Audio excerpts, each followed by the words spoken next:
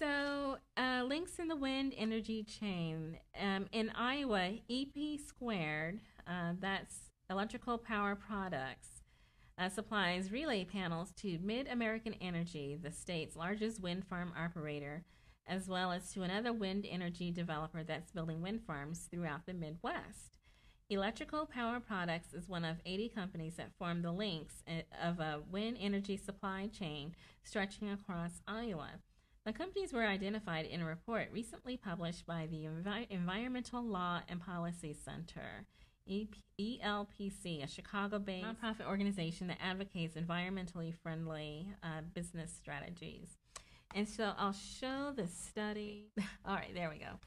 This is the Environmental Law Policy Center website, http://elpc.org. And so what the business record says, the study, the wind energy supply chain in Iowa, click on it right here, estimates that approximately 2,300 manufacturing jobs in Iowa are directly related to the wind industry, which may be the most of any state, and that's according to Howard Lerner, ELPC's executive director.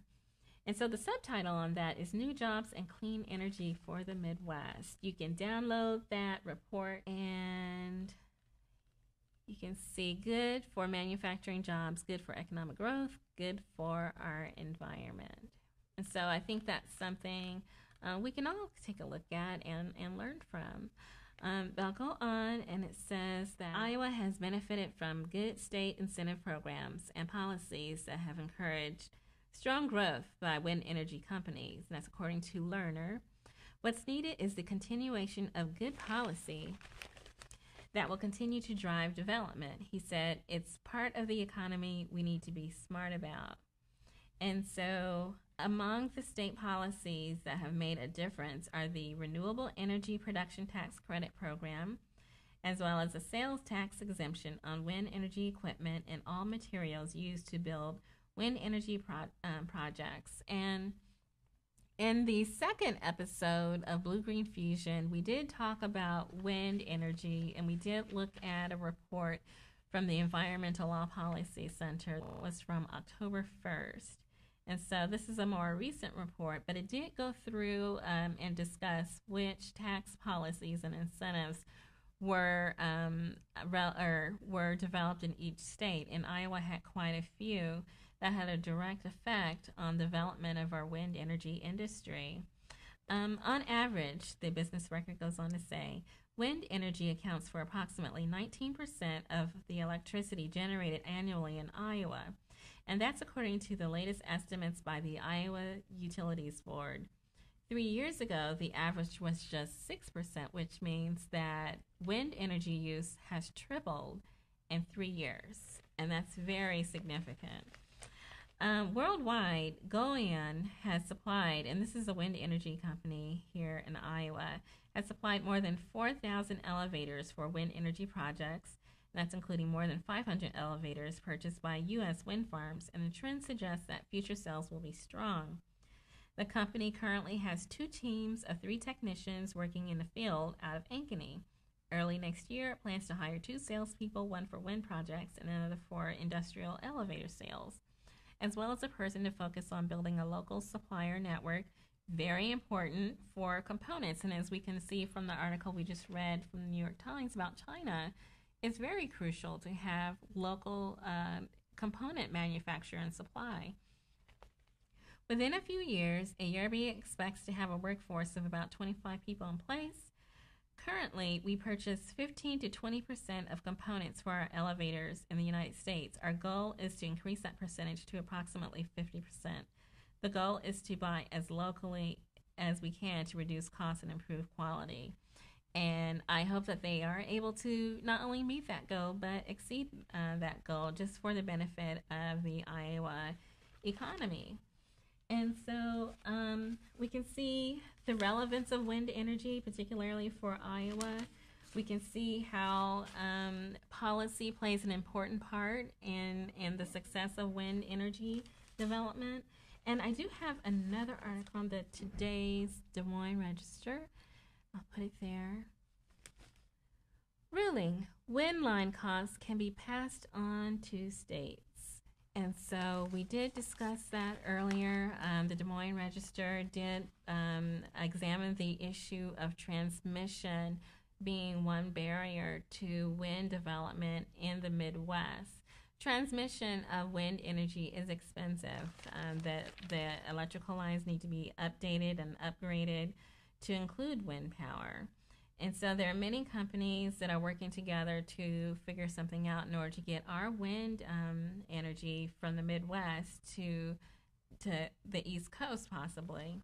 Mid-American, along with Exelon Energy and American Electrical Power, they're trying to find a way to work with initial plans for a line that would carry electricity from Iowa wind farms eastward through Iowa and onto the Indiana-Ohio border.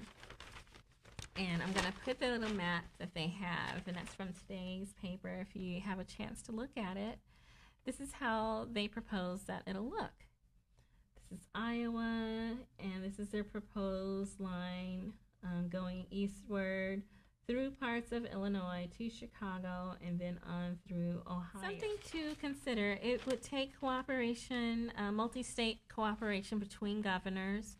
And so we did have recent upturn of governorship in the Midwest area with our elections. And so it does become a question of what will our governors work out? What side of that plan are they on? Are they going to press forward with wind energy, dealing with local manufacturing of parts? Are they going to continue those positive state policies, initiatives? Are they going to cooperate with other states to get our transmission out? It's all something that we do need to pay attention to and not lose sight of the fact that we are number two. We want to stay number two, and for all we know, we might become number one, or at least find a way to cooperate with Texas, who is a traditionally pro-energy state. Republican Governor Rick Perry. Maybe they can kind of get on some kind of same page or same level to work things out that direction as well. We do want to make sure that we're not losing market share. We do want to make sure that we're not having intrusions by foreign nations into our local economies to the point where our own workers, our own employees, our own friends and neighbors who work in those blue-collar jobs get squeezed out. That's that. And I'm going to go ahead and show another article on the camera. It's a small article. It's just barely visible, and it's easy to overlook.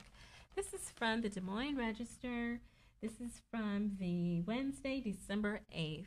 And it's an article that was actually sort of buried underneath an obituary and kind of small and barely noticed. I'm going to go ahead and look at it. And it says, Culver wants to stay active in wind energy. Governor Chet Culver has made advocacy of wind energy one of the highest points of his political profile. And in an interview with Wind Energy Trade publication, the outgoing governor said he'd like to stay active after he leaves office next month. And so he wants to be involved with a wind energy company or a public interest group, according to that Register article from December 8th. And so we do have more information on that from the Des Moines Register. This is from the Saturday, December 18th, or we can also say today's Des Moines Register. Culver will sketch out cuts before term is up. There's a lot of other interesting items in that article, but I'm just going to focus on the part that focuses on wind. Let's see. During the television program, this is with the Iowa Public Television Iowa Press, and it's going to broadcast this Sunday at 11:30 a.m. So there's an interview with Culver that you can check out. You can also go online to iptv.org/Iowa Press. But this is a preview. During the television program, Culver said one of his goals after leaving office will be to work in the renewable fuels industry at an executive level. It was Culver's idea to create the Iowa Power Fund, a 4-year, $100 million program launched in 2007 that advocates say has sparked hundreds of millions of dollars in private investments throughout the state. There's nothing more important as far as I'm concerned in the world today than energy security, Culver said. I want to be part of that discussion. I want to lead America to energy independence.